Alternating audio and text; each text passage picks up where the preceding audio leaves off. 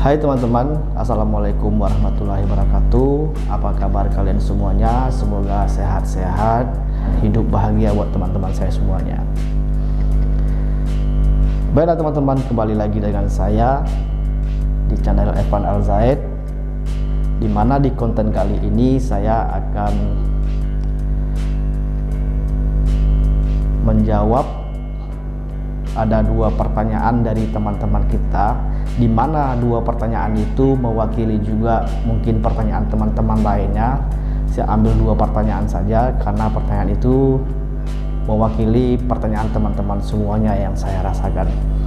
Jadi saya akan menjawab pertanyaan itu, di mana pertanyaan pertamanya itu dia sudah melakukan tanda tangan perjanjian kredit, sudah menandatangani perjanjian kredit, tapi dana pinjamannya itu belum dicairkan. Penyebabnya apa dan kenapa? Padahal kan sudah menandatangani perjanjian kredit, tapi kenapa belum cair? Itu pertanyaan pertamanya. Pertanyaan keduanya, ada lagi salah satu dari teman kita bertanya, boleh nggak kita minjam KUR untuk membeli mobil? Jadi teman kita ini mau mengajukan pinjaman KUR untuk beli mobil, boleh apa tidak? Jika ketahuan, apakah subsidi bunganya akan hilang? Itu pertanyaan keduanya. Hanya dua itu aja saya ambil karena mewakili pertanyaan dari teman-teman semuanya yang saya rasakan. Sebelum saya menjawab pertanyaan itu, saya informasikan lagi kepada teman-teman semuanya bahwa kita sekarang ini sudah memasuki semester kedua, termasuk bulan Juni, dan sebentar lagi mau akhir tahun, bahwa pinjaman KUR ini akan segera habis. Jadi buat teman-teman yang ingin mengajukan pinjaman KUR ini, segera diajukan. Dan di semester kedua ini saya rasa waktu yang paling tepat juga untuk mengajukan KUR, karena di semester kedua ini mereka ingin mengejar target di akhir tahun, mungkin ingin menghabiskan pinjaman KUR tersebut, jadi bisa dipermudah mengajukan pinjamannya, bisa cepat cair dan cepat diproses, karena ini sudah termasuk di semester kedua, sudah mendekati akhir tahun. Jadi buat teman-teman yang ingin mengajukan, silahkan ajukan.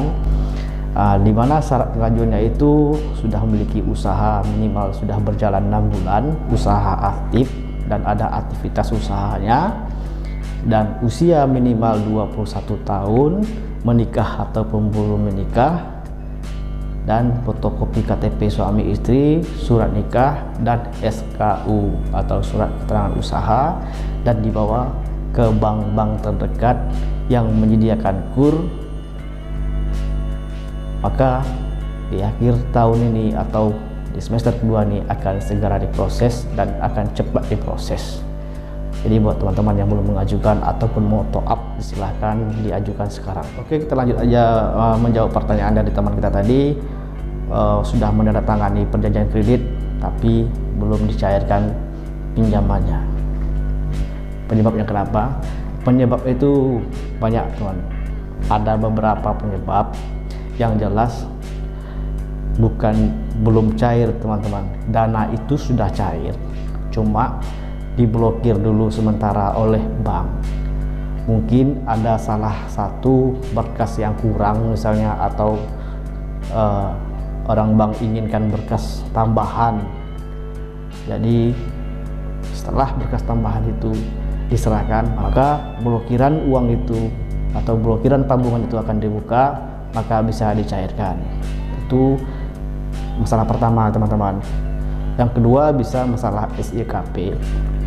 Mungkin marketingnya sudah memproses, sudah selesai dan disetujui oleh atasannya, atau sudah disetujui oleh pusat bahwa pinjaman itu sudah di ACC akan segera dicairkan, uangnya sudah cair, tapi ternyata SKP-nya belum terhapus atau belum terupdate SKP-nya. Jadi nunggu SKP-nya dulu sudah selesai, maka blokiran dananya tadi atau tabungannya tadi akan dibuka.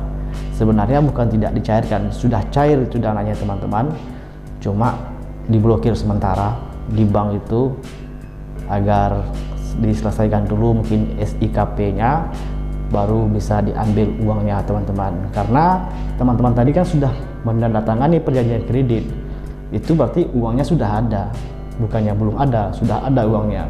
Makanya orang bank berani meminta teman-teman untuk menandatangani perjanjian kredit, berarti dananya sudah ada, cuman diblokir karena ada kekurangan berkas atau kekurangan atau update SKP-nya belum selesai.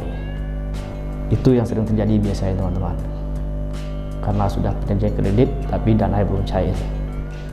Yang kedua, pertanyaan teman-teman kita, boleh nggak minjam KUR untuk membeli mobil? Boleh saja. Kenapa saya bilang boleh? Gini teman-teman, tergantung usahanya teman-teman tadi.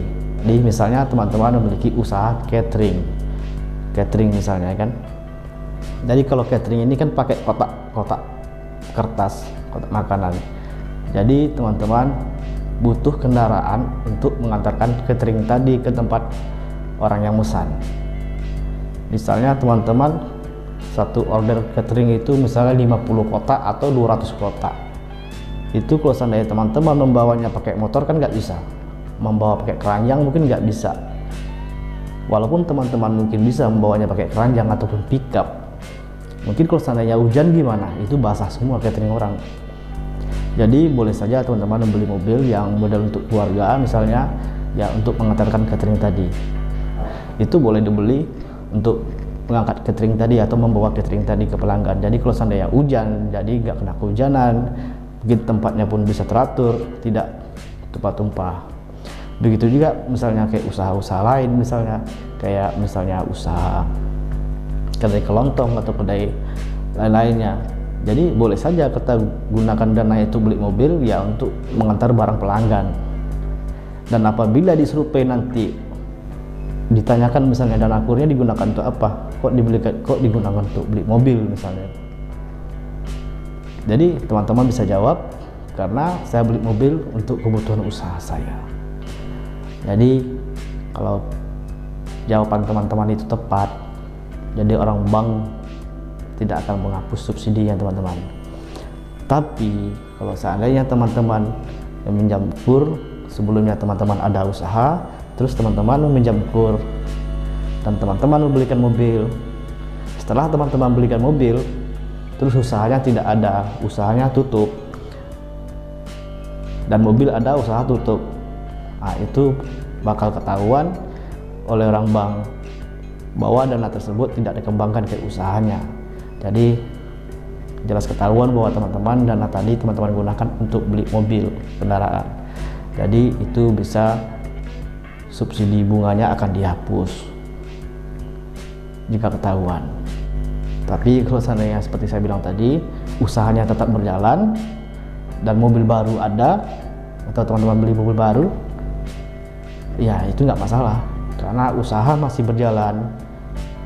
Walaupun ada mobil baru, itu nggak masalah, karena teman-teman hanya, jadi teman-teman bisa bilang aja ke orang bank bahwa mendukung usaha saya atau membantu perkembangan usaha saya, jadi saya beli mobil. Jadi itu jawabannya teman-teman, dua pertanyaan teman-teman tadi. Saya rasa dua pertanyaan tadi pasti mewakili pertanyaan teman-teman yang lain. Semoga terjawab, semoga puas dengan jawaban saya tadi. Jika puas, jangan lupa teman-teman memberikan like dan subscribe-nya, dan diaktifkan juga lonceng notifikasinya agar menerima update terbaru dari video-video saya. Baik teman-teman, terima kasih, sampai jumpa di video saya selanjutnya. Wassalamualaikum warahmatullahi wabarakatuh. Bye-bye teman-teman.